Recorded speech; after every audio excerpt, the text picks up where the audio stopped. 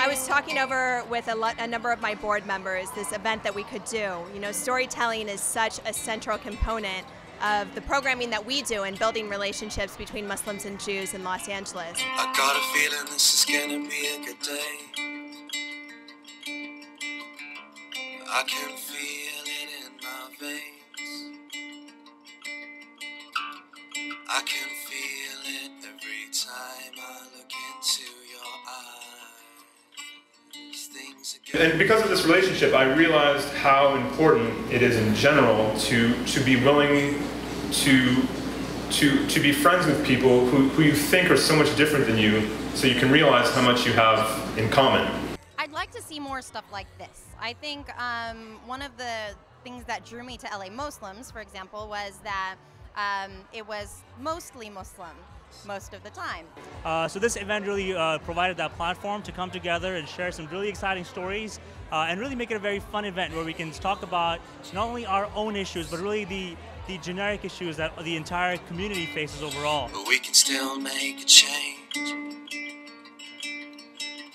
We may be old and jaded and also very complicated, but we can still make a change.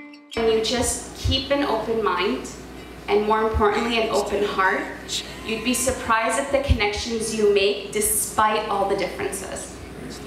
And second, if you want to know whether you dislike or really dislike somebody, take them to coffee.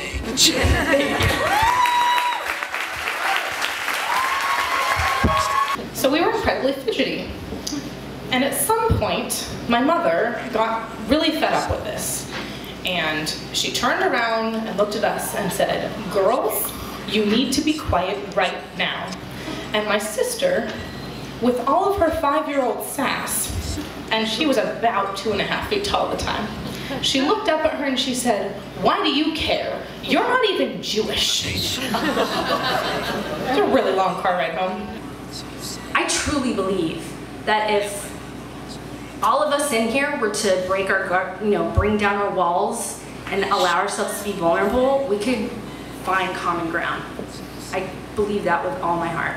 On that note, as a Muslim, some people try to tell me that I'm not supposed to like gay people. I'm supposed to condemn that idea. But the one gay gentleman in my office is the most pleasant, charming, considerate, and just my favorite person in the office. The next morning, I'm headed for the bathroom when I spot my mother in the living room with the lights off. "Come in here," she says. It's a strange invitation. My mother treats the living room like a museum. It's a well-furnished, expensive space where you're not allowed to touch anything. I think the biggest challenge of the next century or millennium is going to be having religion be relevant to people. So the way that we discuss religion a generation ago is not going to be the same way we discuss it now.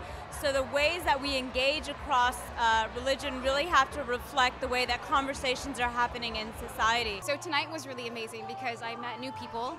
I heard interesting stories from people that, I wouldn't have met before, and I'm definitely been going around the room trying to meet as many people as possible because, I feel like that's one of the things that we came out with the NewGround is that interest and that curiosity of learning the stories of as many people as possible because there's always something to learn.